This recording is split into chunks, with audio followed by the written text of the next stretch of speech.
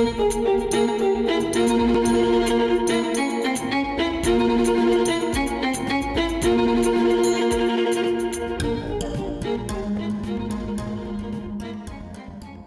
repéré ces collections textiles qui sont d'une grande richesse, des collections proche-orientales de costumes, dont les plus anciens ont fait leur entrée dans les réserves du Musée de l'Homme entre les deux guerres. Donc j'ai eu l'idée, l'envie de faire découvrir au public cette richesse, ces costumes qui sont pour la plupart méconnus. Très vite, j'ai décidé donc de ne présenter au public que les costumes des paysannes et des bédouines, sachant que les costumes citadins étaient très proches de ceux qui étaient portés sur les rives du Bosphore, donc étaient de style ottoman. Et très vite aussi, je me suis rendu compte que nos collections, les collections du musée du Quai Branly, souffraient certes de quelques lacunes, petites mais bon, importantes aussi. Et donc, j'ai décidé de faire appel à des collectionneurs privés pour pouvoir donc combler ces lacunes.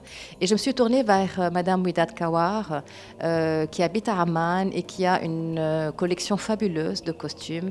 Cette personne d'origine palestinienne collectionne depuis plus de 40 ans.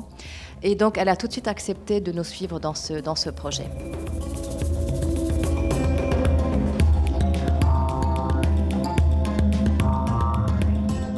De nombreuses personnes m'ont demandé pourquoi je me suis uniquement contentée à parler de ce fameux croissant fertile des costumes de cette région qui va du nord de la Syrie au Sinaï.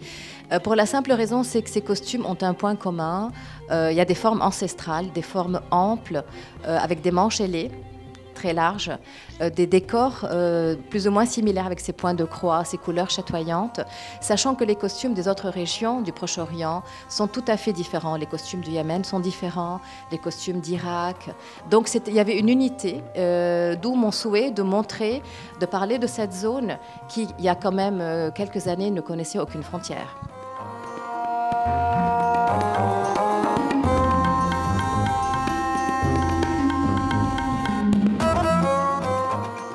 Ces costumes ne sont malheureusement presque plus portés par les femmes et je ne voulais pas que l'exposition laisse un goût nostalgique.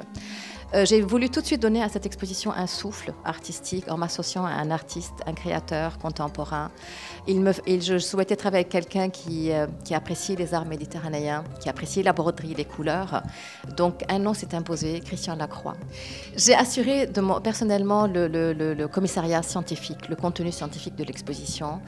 Christian Lacroix a été invité à être directeur artistique de l'exposition. Donc c'est lui qui a créé cet espace poétique et chaleureux, ce décor, cette mise en scène qui a mis en valeur ces costumes. Il a entouré la mezzanine de ce voile qui rappelle un peu les moucharabiés avec ses couleurs jaune-orange très très chaudes.